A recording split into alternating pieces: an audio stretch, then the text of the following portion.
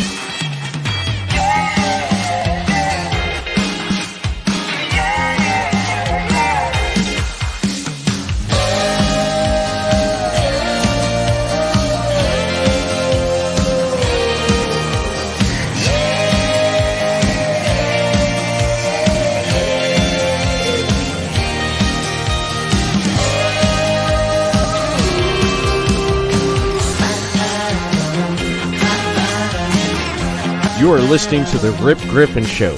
Make sure to subscribe to the show on all the major podcast platforms. Here's your host, Rip Griffin. Hey, what's going on, everybody? Welcome to this episode of The Rip Griffin Show, and happy Thanksgiving. It is Thanksgiving, a time of year that I truly love. I truly love this time of year. It's always exciting because we're getting close to Christmas, and Christmas is by far my absolute favorite time of the year. But Thanksgiving is one of the best times of year because even though we don't have baseball, but we still get to talk baseball and we still get to talk about everything that we're thankful for this year. It's been a very crazy and wacky year, to say the least. But thanks for tuning into this episode. If you are traveling to your family destination where you're gathering for Thanksgiving, I truly appreciate you taking the time to stop in and take a listen for a little bit. If you've been following the show since for a while now, thank you for listening. If you're a new subscriber, thank you for subscribing.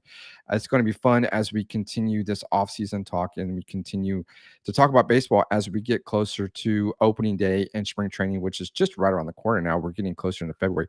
Hopefully we will have some baseball. It depends on the CBA, which is set to expire on December 1st, just next week. So hopefully we might have a lockout. We don't know yet, but hopefully we can get something worked out. So we got baseball coming in February, but that's for future episodes and whatnot to talk about. But this episode is Thanksgiving. This is what we were talking about. We were talking about Thanksgiving and baseball, two of the great things that I love the most. One of the things that I truly enjoy about Thanksgiving is, of course, the food. I mean, you can't go wrong with turkey and dressing. Okay, so stuffing. This is one of the things that I truly love, and a lot of will make homemade stuffing, but some may find it weird to have like stovetop stuffing. That's like by far my ultimate favorite type of stuffing. It's kind of weird. I know it's not traditional, but it's still one of my favorite things about Thanksgiving. It's the stuffing. Of course, I mean, I like the turkey and the dressing, the desserts. Pumpkin pie is my absolute favorite. I love pumpkin pie. I Hey, pumpkin pie is awesome too. I will have a slice of pumpkin pie this week. I will guarantee it. But I've always been a pecan pie type person, and I don't know why, but I guess it's the sweetness of the pecans mixed in with everything else and the crust and everything. I guess that's kind of. I usually tend to have a sweet tooth. I'm not gonna lie. I got a sweet tooth, but pecan pie is definitely one of my favorites. And then of course you've got apple pie, you've got everything else. Green bean casserole. A lot of people are not too fond of green bean casserole, but I like green bean casserole, especially when you sprinkle the little onions on top of it, the little crunchy onions. Those are awesome. But yeah, I mean, that's obviously the best part about Thanksgiving is being with family, being with friends, being with those that we care about, because we haven't been able to really enjoy the company over the last year and a half, almost 2 years now, with everything that's been going on with this global pandemic. But we are starting to get back into having those types of gatherings. And of course, everybody's still being very safe and very cautious, which is something that I think we're going to continue to do as the years progress. But nonetheless, we are able to get back into enjoying company and spending time with family. there's probably lots of loved ones that have gone on and passed that we are no longer able to celebrate this holiday with, and Christmas as well. And we are truly thankful for the time that we got to spend with them, and we definitely will remember them, and they are still with us, even though they may not be here present, but they are still with us as well. It's one of the great things about Thanksgiving and the holidays in general is just to be able to reflect, to be able to to remember what everything means to us, and to continue just to celebrate and to be happy. And that's the best part about the holidays. One of the great many things that obviously that I'm thankful for is, of course, my family. We're all happy, we're all healthy. You can't get any better than that. We continue to grow, we continue to learn from each other, we continue to still help one another, and that's all you can ask for. It's just having a family that you can turn to, and you know that someone's going to be there to help you, whether it could be anything. But thankful for family, thankful for health, thankful for being able to talk baseball. That's one of the things I truly love, talking about baseball. And this year has been a very new, as far as the podcast is concerned. Being able to go out and cover baseball this year was one of the things I wanted to do to kind of grow the show, and being able to go to Round Rock to watch the Round Rock Express play, and be able to go to Sugarland and watch the Sugarland Skeeters play, to be able to meet guys that cover baseball and talk baseball on a daily basis, getting their insights. That's one of the things that I'm really truly thankful for, to be able to get that opportunity.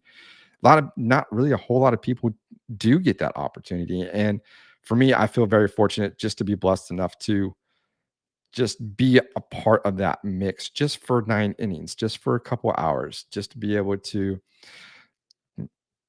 bounce ideas off of certain of people. And I've met lots of great people this year while doing so, while covering baseball, while being on the road and going to these games, and kind of seeing a different type of atmosphere that we don't really get to, as a fan, you don't get to see very much. And to kind of see the behind the scenes was always pretty cool. And I'm truly thankful for the Round Rock Express and the Sugarland Skeeters for allowing me to come in and cover their teams and talk baseball with everybody. And hopefully next year, we're going to try to grow this a little bit more and branch out to meet players. And I did meet Josh Young. He was the number 2 prospect within the Texas Rangers organization. I met him covering a game in Round Rock. So we're going to hope to kind of grow that a little bit more next season. Hopefully, uh, things continue to kind of work themselves out with the CBA. We don't have any types of lockouts or things like that. So, but that's one of the great things that I'm truly thankful for, is to be able to cover the game that I love, to be able to bring out the information to you, the listener, and hopefully I'm doing a great job. And your feedback is always much appreciated. That's why you can always go and subscribe, rate, review the show. Let me know how I'm doing. Leave me a review. Tell me what you like, what you don't like, all that great stuff in between. So I'm truly thankful for everybody that has downloaded the show, that has listened, is grown, who have gone to my website now that uh, that I started as far as writing. It's called the Texas Baseball Report, covering everything baseball related across the state of Texas. Everybody that has gone to that and read the articles, and the traffic has been fantastic. I'm truly appreciative of that as well.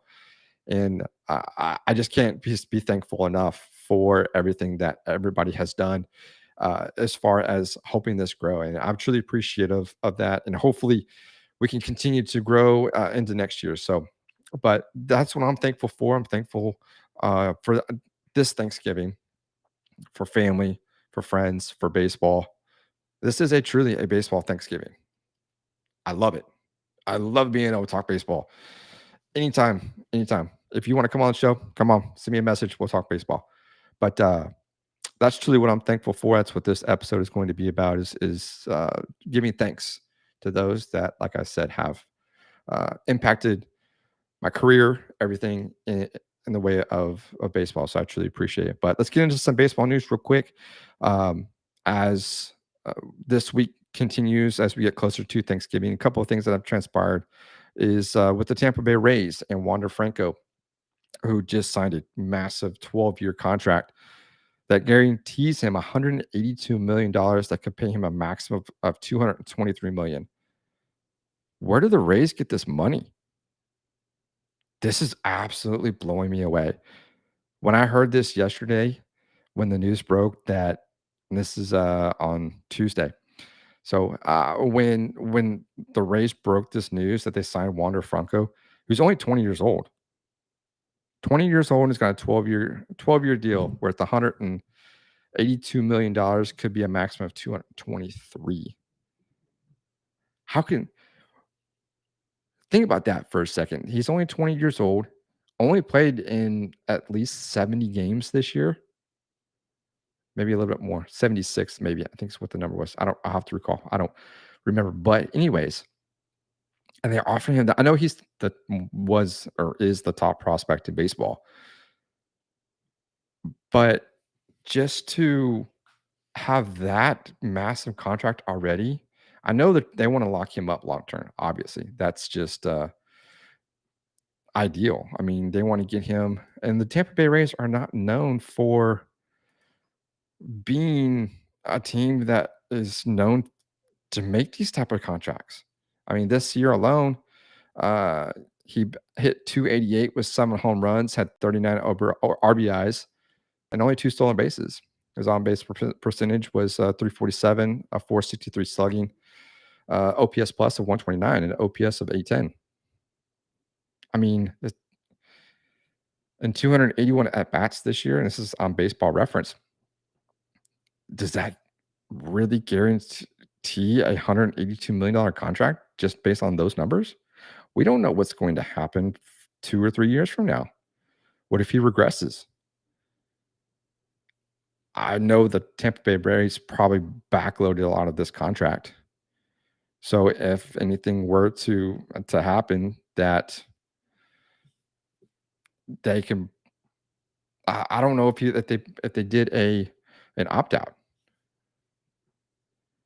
So I mean, the contract comes with a $25 million club option for additional season and a series of $3 million escalators based on MVP voting that brings it a maximum up to $223 million. That's where the extra maximum $223 million comes from, is through escalators and club options. So this deal breaks the record for the Tampa Bay Rays, topping Evan Longoria's previous $100 million guarantee. Ronald Acuna Jr., which has been talked about a lot because this deal kind of has some similarities where Ronald Acuna Jr. signed an 8-year, $100 million contract that had been the largest signed by a player less than a year of service. But Franco doubles that. That's just crazy. It's just crazy how they can do that and sign him to that maximum deal. But we'll see what happens in the future. So some other news this week is Kendall Graveman, free agent reliever that was started the season with the Seattle Mariners, was traded to the Houston Astros. And when the Astros were in Seattle, so it was an odd turn of a trade, basically going from one clubhouse to the next. Signs with the White Sox for a 3-year deal worth $24 million, $8 million a year. Now, Graveman is an up-and-coming reliever, did fantastic during the postseason with the Astros. It's going to be interesting to see what the White Sox were able to do with Graveman, considering that he is a former starter that has been turned reliever. But they also have Liam Hendricks. They have Craig Kimbrell, which they're probably trying to offload at some point. And I think that's why they brought in Graveman, is because Kimbrell will not be there. But I don't know. It's interesting. But, Graveman has been one of the top relievers this season, averaging 96.2 miles an hour on his fastball. And so he's definitely earned this deal. I was hoping the Astros would pick him back up, but they weren't able to, which is fine. I mean, the Astros still have you can do Phil Maton, Ryan Stanek, and uh, Ryan Presley. So the back end of the bullpen is still great for the Astros and deal. But congratulations to Ken Graven for getting a 3-year deal worth $24 million. So some other news real quick. The Cardinals signed left-handed pitcher, Steven Matz, to a 4-year, $44 million deal. Incentives could push this up to $48 million. So there was some talks that the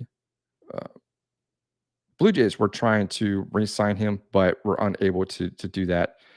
The Mets were obviously another team that were in the mix for Matt's services.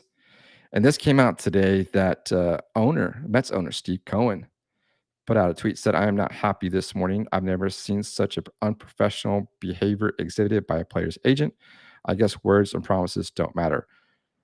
So I guess what happened was maybe Mets owner Steve Cohen and that front office had probably made a deal with Steven Matz and his agent, and then something happened, and the Cardinals swooped in and landed him and signed him. So Steve Cohen going to Twitter and voicing his frustrations. So, Stevie Cohen. I wish I could get him on the show. He would be so fun to talk baseball. But anyways, so the Cardinals get another left-handed pitcher. They definitely needed some pitching to kind of get them back over the hump and get them deep into October. So that's kind of the big announcements. Also, too, is the Hall of Fame. We're gonna in this segment of the show with the Hall of Fame. So Hall of Fame voting came out on Monday. So far, there are 17 players that are on the ballot for this 2022 induction coming up. That would be in July. Now there are four players, that are on the ballot for the last time: Kirk Schilling, Barry Bonds, Roger Clemens, and Sammy Sosa. Right now, Kirk Schilling has 71.1% of the vote. He needs 75% to be inducted. Now, voting stops right after the first of the year in January. So he sits at 285 votes right now for Kirk Schilling. So there's a possibility that he could get in on the last year of his eligibility. Barry Bonds is at 61.8% right now. Roger Clemens is at 61.6%. Doesn't look like Barry Bonds nor Roger Clemens will get in just based on the numbers, but it's still early in the voting process and on the ballots. But hopefully those guys can get in. I know there's a lot of stipulation, especially with Bonds and Clemens and even Sammy Sosa, who's at 17% of the vote right now. So it looks like Sammy Sosa won't be getting in on his last year of eligibility. Well, he's only got 68 votes. So I know there's a lot, especially with Bonds and Clemens, since they are linked to the steroid era and all that stuff that happened in the late 90s and whatnot.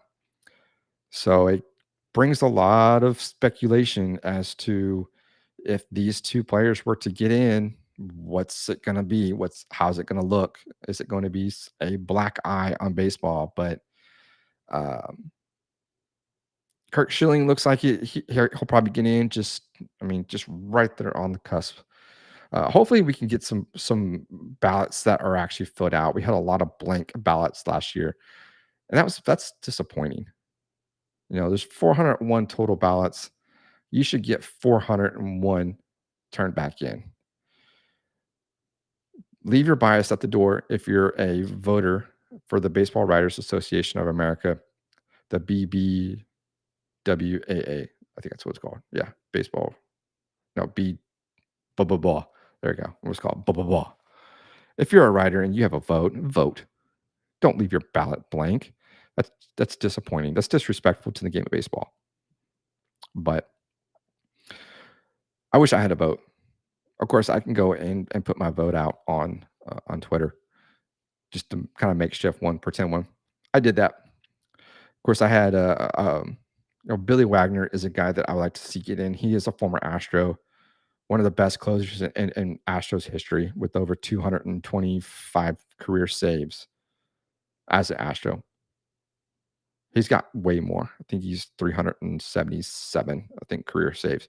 But he's on the 6th year of the ballot right now. He's got 100 and see what I'm sorry, 46.4% of the vote. So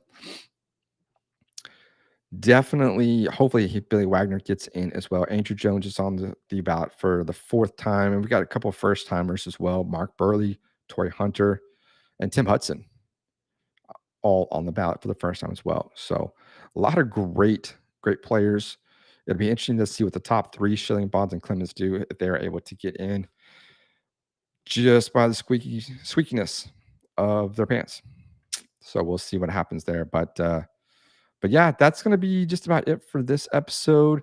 Definitely thankful for everybody on this Thanksgiving week, this Thanksgiving episode that has tuned into the show, that has downloaded, rated, viewed, subscribed, all that good stuff. I truly appreciate it. Hopefully we'll have some baseball soon. Hopefully the CBA will get worked out by the time December 1st rolls around. If not, hopefully it's done before spring training, because that's the time they have all this time to work it out. I'm confident that they will get it done, and we will have spring training on February 14th is, I believe, the first set of games. So catchers and pitchers report shortly before that, and next thing you know, we got baseball coming up. So it's gonna be exciting. End of the year, it's gonna be exciting as we start 2022.